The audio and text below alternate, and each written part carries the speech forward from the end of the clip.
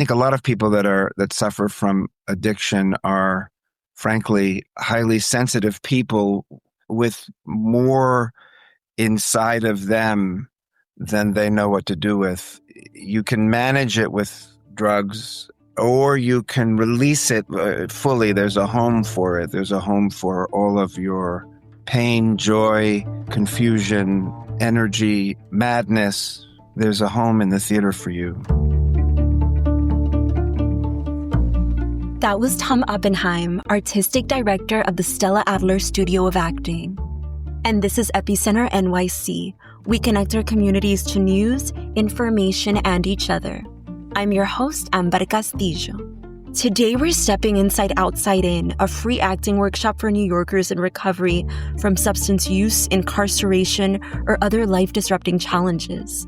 Run by alumna Suzy PetchEam within Stella Adler Studios' Arts Justice Division, the program treats the stage as a rehearsal for life, offering vulnerability, humor, and above all else, perseverance. This month, the Outside In ensemble is taking these learnings center stage in their citywide tour of the semi-autobiographical The Perseverance Project. Before we jump in, a quick message from our team. Hi, I'm Mariana from the Epicenter NYC team with a quick health update. Flu, RSV, COVID, and stomach viruses are creating an epidemic, making public spaces, including schools, virus hotspots.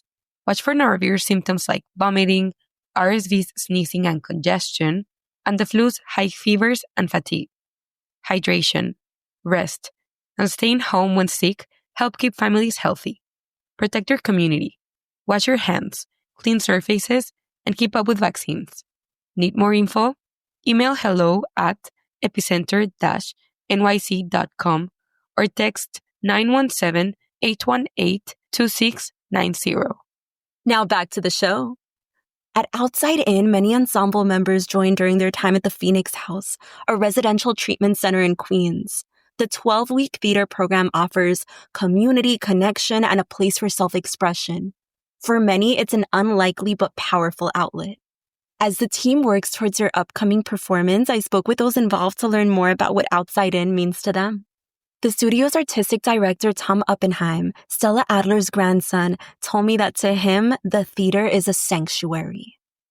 I mean, I was in the theater my whole life, but I was not dissimilar from Suzy, a residue of a human being. I was a heroin addict, and my whole sense of well-being, of selfhood, reduced to the size of a little bag that I, get on the street. And he said before that happened, I studied acting with my grandmother and also at a place called the National Shakespeare Conservatory. And so I'd had a taste of the theater. And when I got sober at the age of 28, I think, the doors of the theater opened up, and I understood that the size of my soul had a home, had space there. I always saw it as a safe haven, as a sanctuary. I think a lot of people that suffer from addiction are, frankly, highly sensitive people with more inside of them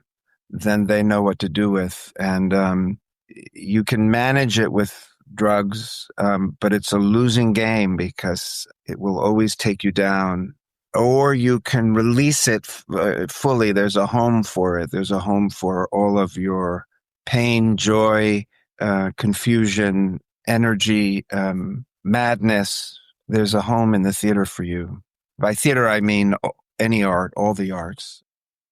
Suzy discovered that sanctuary in a Phoenix House hallway more than a decade ago. I was an actor from a million years ago, but out of university, I spent the next 15, 20 years in complete drug addiction, alcoholism, and just really sick and suffering. And I've never been incarcerated, but I was easily institutionalized, and I was already there a year, and I wasn't talking to anybody. I wasn't engaging. I wasn't trying to get better. I was just trying to find a place to die quietly that wouldn't impact my family. All of a sudden, I ran across an acting class, a flyer for an acting class, and with the Stella Adler studio, and I inquired, and all of a sudden, light bulbs went off with all the counselors, and they were like, "Suzy's interested in something. let's get her on that. And that's really what started my road to recovery, getting in circle, taking the communal breath, finding community, learning how to breathe again in a group, learning how to speak again, learning how to make friends again, to take up space and to start healing.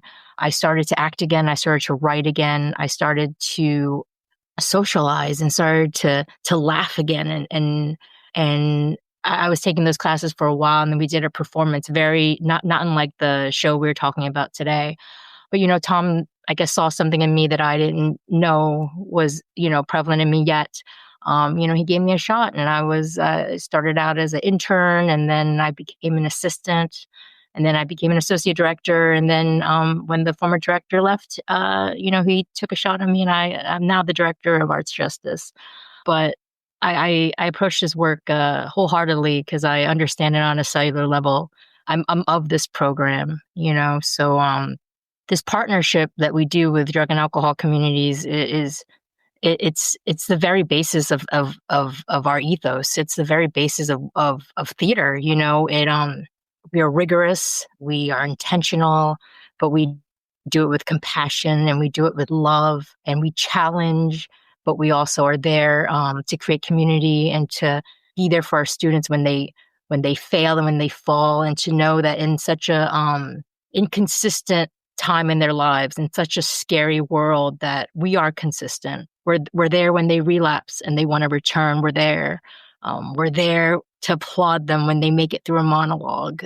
We're there to applaud them when they make it to class. It's all an accomplishment, for us and our students. Alongside Suzy is William Gallagher. He's one of the longest-serving ensemble members. He's also the assistant director for the upcoming show, helps stage martial arts sequences, and coaches newcomers through stage fright. So I was in a program called Phoenix House years back, battling alcoholism and some mental health stuff.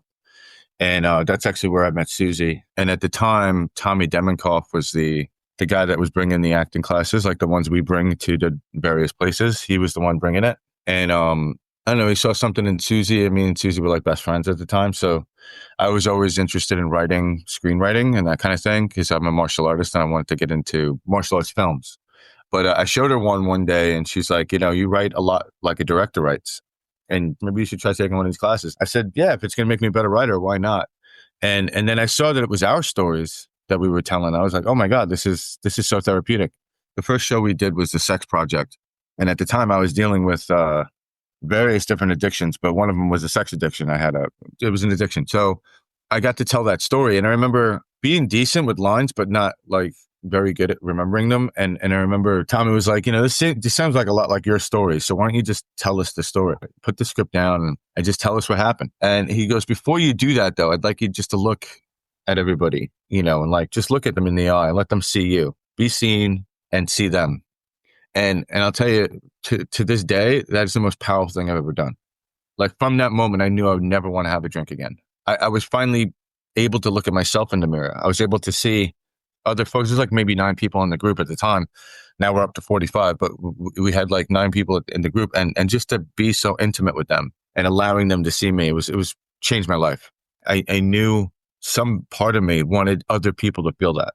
Like whatever that was, that release of like all the things that, the shame or whatever we hold in our bodies that stop us from being vulnerable, like whatever that is, to give somebody else that is everything. It's like everything to me. William also told me about one part he played that was particularly impactful. When we introduce a project, we usually talk about it quite a bit with the folks that are going to be in it, because we use their stories and we use our stories kind of combined. Everybody was talking about like, war and this kind of thing. And I couldn't really come around this idea in my head that my dad wanted me to sign this do not resuscitate when he had cancer. I was like, I get it. I get the peace and war and stuff, but this is the only thing I come up with, is this idea that my dad just wanted peace. So Tommy said, yeah, write it out, see what you got, and we'll see what we could do. So I wrote this pretty decent short play about a guy that just wanted to tell his dad, look, I don't want you to go anywhere. I get it, but like, I also don't want to like say goodbye. I'm getting a little choked up. Wow. We couldn't find anybody to play my dad I was, I guess, the oldest person, the oldest looking person in the group.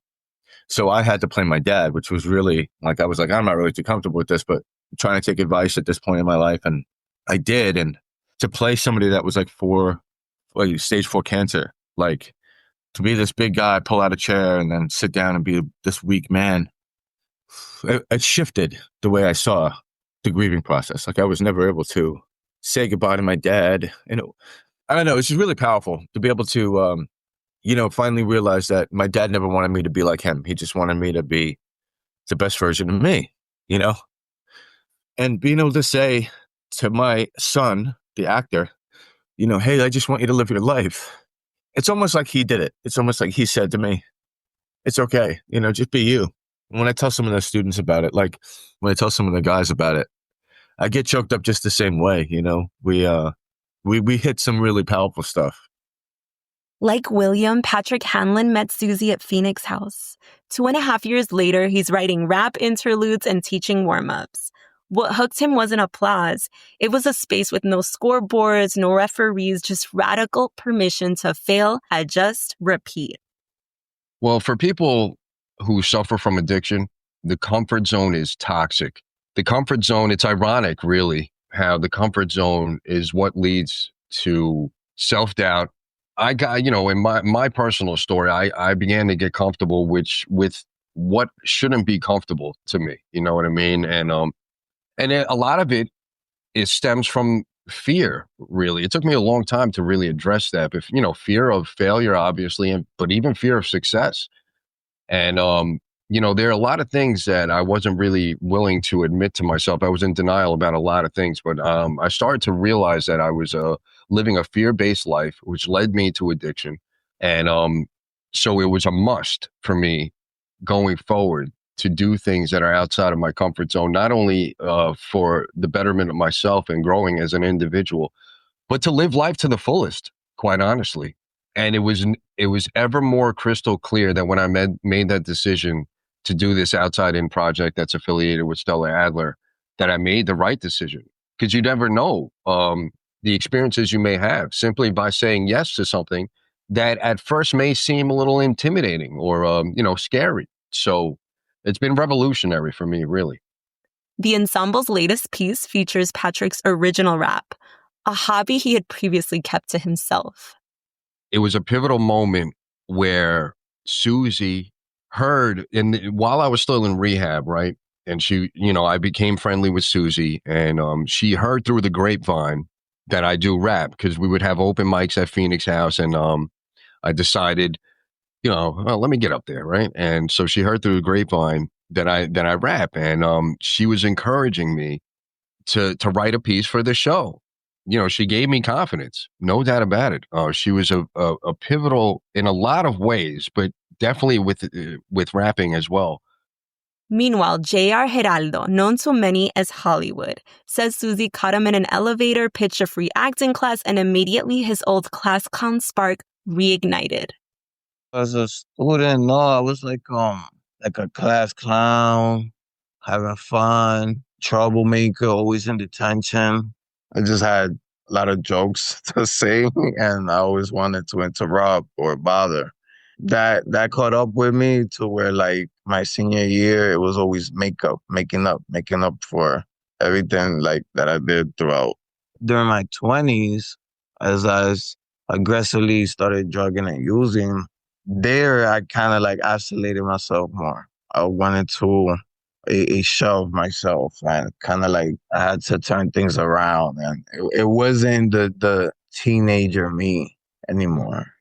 And a lot of people used to say that too. Yo, boy, in high school you was like this, and then what happened? So I had to turn things around. I wasn't myself. That's why acting helped. And I got connected with Stella and Suzy, like going through that journey of recovery, and it helped out a lot with like public speaking, coming out of my shell, kind of like anxiety.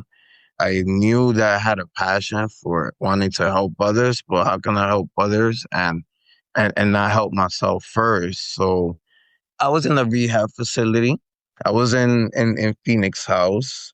I ran into Suzy, and she was advocating for people to come into and try the acting class one time, see what it's like. I tried it that same day, and I left laughing. I left being just wanting to see more. So I just kept going, and I still do even after completing treatment. And I always liked the theater. When I graduated high school, before going into Bronx Community College, I thought about going into a school of acting. It never happened. Yeah, it was just something that I was passionate about. And I just go back as an ambassador to like, and role model to like show others that like, hey, I was I was in your same shoes. It is possible. I've been complete the program, and you still see my face, and the journey continues. Not everyone arrives through recovery. Teaching artist Emma Chart graduated NYU mid-pandemic, disillusioned by the industry.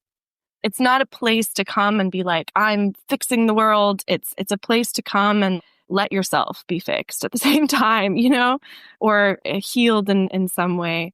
I came in as a ambassador, coming in as a student, really doing the exercises in the class. It's honestly amazing training, going to acting school and being in that rigorous, really strict environment. I think that also was tough coming out and being like, oh, I need to be a serious actor and study the greats and like all this. But in the end, it's really just about connecting and listening and responding. And that is what this class is. To do all those things, you have to be willing to be seen. And Suzy is like the most amazing teacher on welcoming people to step forward and be seen.